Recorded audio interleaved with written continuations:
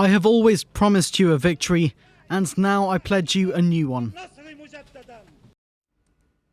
This time, the Hezbollah leader is not fighting Israel, but Sunni-backed rebels in Syria. Saturday, Hassan Nasrallah calling on his fighters backing of Bashar al-Assad's forces a, quote, new phase for the Lebanese Shia movement. Hezbollah's Al-Manar television station's been broadcasting images of the fighting near the Lebanese border in the town of Qusair, where Hezbollah fighters are on the front lines. Hours after Nasrallah's speech, rockets fell on the Shiite southern section of Beirut, raising fears of a spread of the sectarian violence that's already plagued Lebanon's northern city of Tripoli. And while the Iranian-backed Hezbollah movement tries to tip the scales, France and the UK looking for the counterpunch with their effort to convince their EU counterparts to ease Europe's arms embargo on Syria. Will Hezbollah go for broke gambit pay off? Can Lebanon contain the spillover? What should the West do? Today in the France 24 debate, Hezbollah's gamble. With us to talk about it from Beirut, France 24's correspondent Lucy Fielder, who's been following this story, here with us in the studio. Former State Department official, once posted in Damascus, William Jordan. Welcome back to the France 24 debate. We'll be joined shortly by our correspondent in Istanbul and by Stefan Rossini of the German Institute of Global and Area Studies, the France 24 debate, where you can always join the conversation on Facebook and on Twitter, our hashtag F24Debate. He chose the 13th anniversary of Israel's withdrawal from South Lebanon to make his speech, Hassan Nasrallah confirming his forces' presence in Syria. We are facing an entirely new phase that began a few weeks ago, the new phase of safeguarding the resistance and protecting its back. Safeguarding and protecting Lebanon is everyone's responsibility. An entirely new phase. Do you agree, William Jordan? Yes, I think to be so openly siding in a conflict in the neighborhood other than focused on Israel, yeah, it's a news phase, and to be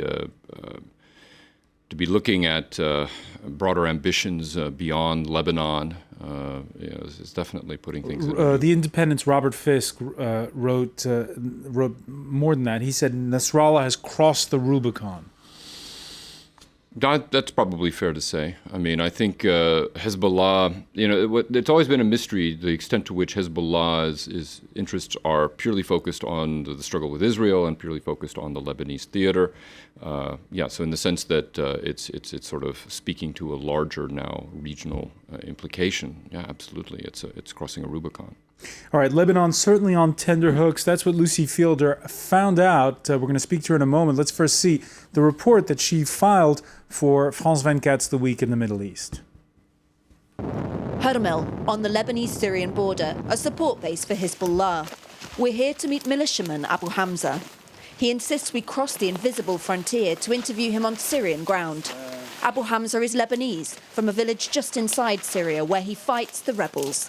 His militia was armed and trained by Hezbollah, which also set up our meeting. They're coming and killing us in our homes, killing our children. I'm fighting to defend myself, to defend my family, not for the interests of anyone else.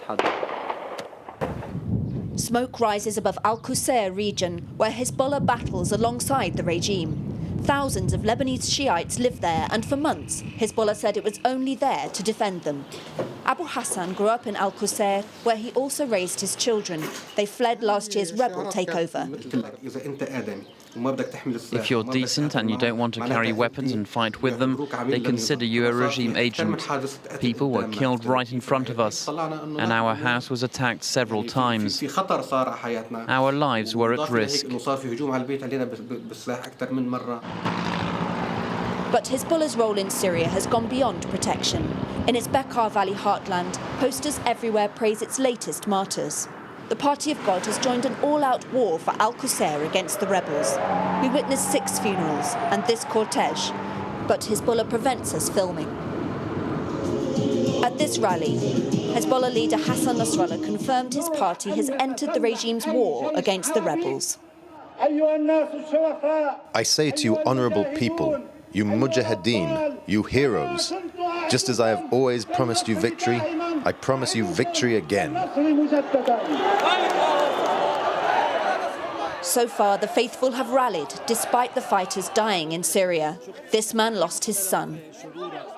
I'm happier than I was before he was martyred, and I have a second son, a third, a fourth, and I want to send them all to fight in Al-Qusayr, or with Israel, or with whoever wants to kill us. I was fighting there myself yesterday, and I wish I were a martyr. I am not afraid of them. What happens, happens. Elsewhere in Lebanon, Hezbollah's intervention has sparked fury. In Tripoli, a launch pad for Sunni militants fighting in Syria, sectarian battles flared. And in Beirut, these protesters accuse the party of dragging the country into war. Hezbollah is taking action that should be up to the state by going into war on Syria's side. It's irrational. Hezbollah is deciding the fate of a whole people. Nasrallah's supporters remain loyal, but more deaths in Hezbollah's first fight on foreign soil will be a tough test of their devotion. Hezbollah's fighters remain loyal. Lucy Fielder, let's first talk geography. It doesn't take much, it seems, for you to get sort of front row seats to the fighting that's taking place just over the border in Qusayr. That's right. We didn't quite expect to go quite as front row as we did when we actually followed the fighter onto the patch of grass and through the trees. We didn't realise we were even crossing into Syria. So that's how porous that border is in places. Now, yes, I mean, various areas of Lebanon do overlook Syria. You can see smoke rising from the villages, as I showed in the report. Hermel region borders Al-Qusayr. Various areas. Homs is very, very close to Lebanon, really. Just Qusayr was just 15 kilometers away from where we were. So that is true. And of course, it does raise a lot of fears here that Lebanon is being drawn in. Hermel has had many rockets fired at it by the rebels in the last month, another sign that Lebanon's being dragged in. And that's a response to Hezbollah's growing involvement. Now, people in the area believe that the rebels are trying to draw them into the conflict. They believe that that Hezbollah has been drawn into this, that they've been provoked. Of course, that's a very controversial view elsewhere in Lebanon. And you were saying in the report you sort of have to play cat and mouse to spot funeral processions. That's right. Well, not to spot them. In fact, it was very noticeable. There was a real atmosphere of death and of sadness in the Bekaa Valley. I was surprised to see so many. As I said, we saw 6. We saw many of these posters of the new, to use the group's terminology, martyrs. And we went to 2 funerals. We just weren't allowed to film, and the area is very heavily controlled. You have to get permission to go there. You have to get permission to do anything really, and you just get a camera out even to film something fairly innocent. Just an ordinary Hezbollah poster, and immediately some young men on bikes will be pulling up, checking that you've got the right papers, checking that you got the permission. So it was very, very difficult to film. But it was very, very clear that a lot of people have been lost. We were in the Bekaa for 2 days to see those 6 funerals. So that suggests quite a high number, and that was just on the routes that we were traveling. People privately said we're losing a lot of people. There are also social media websites, pro-Hezbollah Facebook groups, as I say, supporters of Hezbollah. This is not the critics, who are posting the funerals and posting the martyrs each time they're killed in Al-Qusayr. Now, Hezbollah is having to approve that. They're having to turn a blind eye. The group has an ideology or a promise, if you like, to its supporters that it will not hide its martyrs. So it's stuck, really. It doesn't want to publicise these numbers. It certainly doesn't want people filming. We weren't alone. No one's been able to film these funerals. No one's been able to really publicly show what Istanbul for this Skype. Could you turn up? William Jordan, what was your reaction watching that report? In the way that it seems to right now, things seem to be going in fast forward inside Lebanon. Well, in the sense that, as your reporter in Beirut was saying, I mean, the Lebanese-Syrian border is extremely porous, and that area where Al-Qusayr is located is especially so. I mean, and so the degree to which Hezbollah is able to cross over doesn't surprise me a bit. The degree to which Hezbollah, having decided to enter, does so at that particular point doesn't surprise me a bit. And given the history of the tensions in the north around Tripoli between Alawites and Sunnis. I mean, years past, when you had Palestinians in large numbers there, it was always a flashpoint. And if you look at the history of Lebanon's various internal conflicts since the Civil War, Tripoli and the whole area of northern Lebanon has been a flashpoint. It doesn't surprise me that it's come back. The fact that it's also sending shivers up and down the spines of people in Beirut worrying about what's going to happen next. Again, it's a replay of a dynamic that we've seen before. But, I stress, as we were saying earlier, Hezbollah's decisive intervention in Syria, open intervention now, is a turning point. And it could very quickly accelerate the degree to which the spillover comes into Lebanon from Syria. We're pleased to be joined by academic Stefan Rossini, who is in Hamburg, who studies Hezbollah. Is it a turning point? How big a turning point is it for Hezbollah? You heard Lucy Fielder there describe how caught in a bit of a bind to the leaders of Hezbollah over whether or not they can hide the fighters who were killed on the front lines, for instance. Yeah, actually, it's not a real turning point. Let's say it's a continuation of a long row of things which have happened in the last months and nearly 2 years. Syria is more and more getting a proxy war, and a lot of political actors are intervening in the Syrian civil war. It's not Hezbollah who started with this. Already last year and 2 years ago, a lot of Lebanese fighters joined the rebels in Syria, and the tragic thing is that now in Qusair there are Sunni Lebanese and Shia Lebanese fighting against each other. So it's also a proxy war which the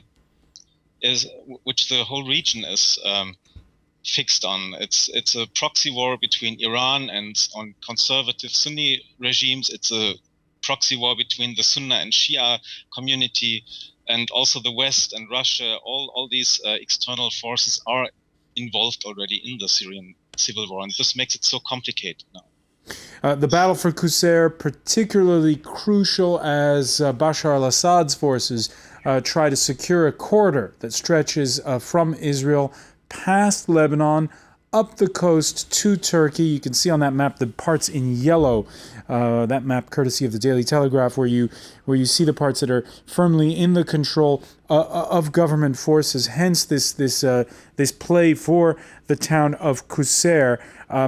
Lucy Fielder, at this point, do you feel when you're crossing over the border that it's a proxy war, or do you feel as though, well, really Syria's problems and Lebanon's problems are the same?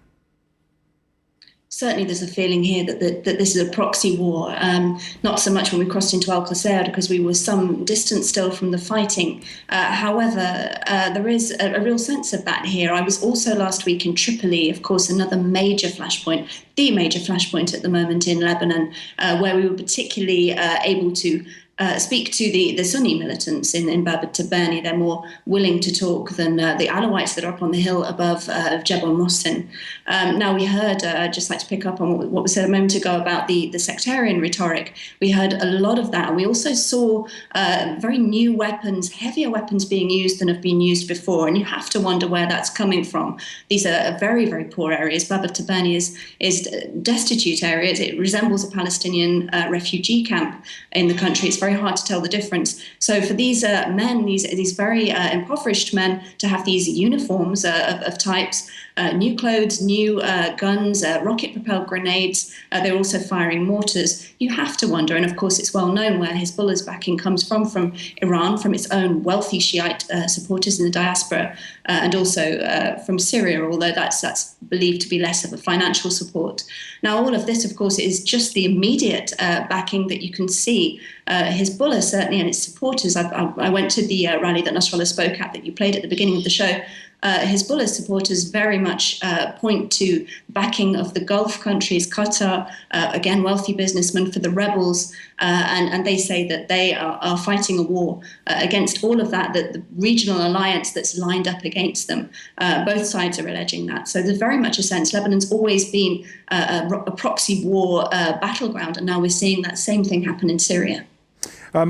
We can now speak to correspondent Jasper Mortimer, who's in Istanbul, where the opposition has been gathering.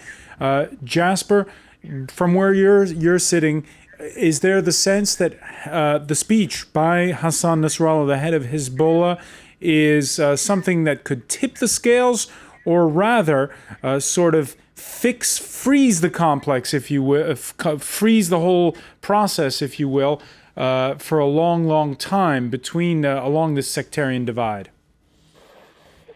Francois, I don't think the opposition here wants to admit defeat or wants to even admit that with Hezbollah and Iranian help, the government forces are getting the upper hand.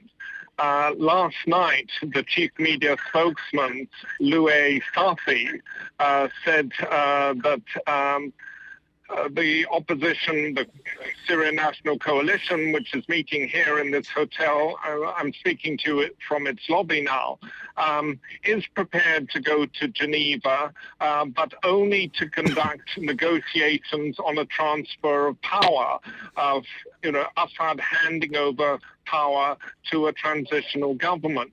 And I put it to him that at a time when Assad's forces are getting the upper hand on the battlefield, it was unrealistic to expect Assad to transfer power to a transitional government.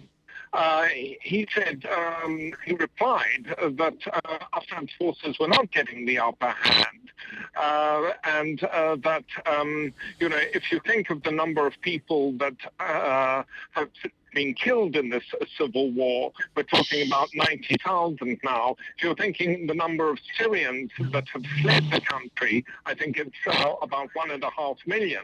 If you think of the number of Syrians who have been displaced within Syria, which is probably more than 1 million as well, that he said if you take all those as votes, or the relatives of those who have been killed as votes, then, Assad would be voted out of power tomorrow. That was his argument. Now, in the next few days, they keep on putting off when they will decide whether to go to Geneva. The coalition has to decide on whether it will go to Geneva, and it's under great international pressure from its Western backers to agree to go. And it's also been wrong-footed, to a certain extent, by the Assad government agreeing to go. If the coalition were to decide not to go to Geneva, it would appear as if it wasn't interested in peace talks.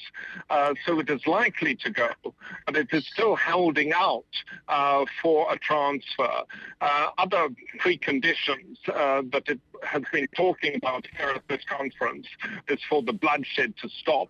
That looks equally unrealistic from the way the battle is raging on several fronts in Syria at the moment. A bit of a disconnect between what the opposition leaders, the civilian opposition leaders, are telling you in Istanbul and what Lucy Fielder has been reporting on at the border there between Syria and Lebanon. We're going to pick up on this when we come back and look at what the West can do. Stay with us. You're watching the France 24 debate.